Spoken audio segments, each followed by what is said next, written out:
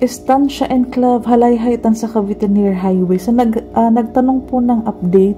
Bali may mga reopen pa po tayo near RFO. Mayroon tayong 8 months down payment, mayroong 12 months pa, down payment. May mga inner pa. Mayroon din pong corner. May mga end din po. So, mga reopen, near gate na po ang mga available. Actually, mga ganda po ang mga available. Mga main road pa po. So, kung interesado ka or naghahanap ka ng update at nabalikan mo po si Estancia Enclave, please message me. Meron tayong generous offer sa ating mga direct buyer. So, kung interesado ka, isasend ko sa iyo ang mapa, yung computation, saka yung corner, yung location sa mapa. Bali, i-insert ko siya dito sa dulo ng vlog na to. Short vlog lang naman to. Bali, complete turnover kasi ito. Maganda ang location, Antero Soriano Highway lang. Malapit lang bahay namin dito.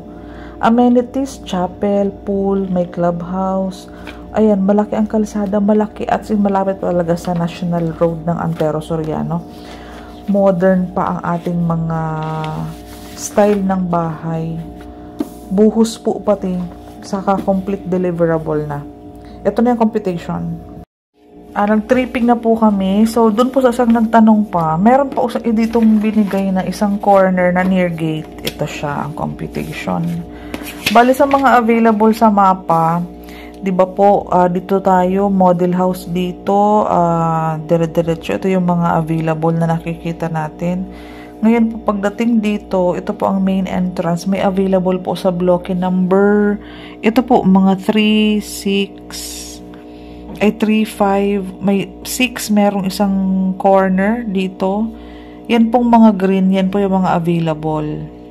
Ayan po. May perimeter din po dito. May perimeter.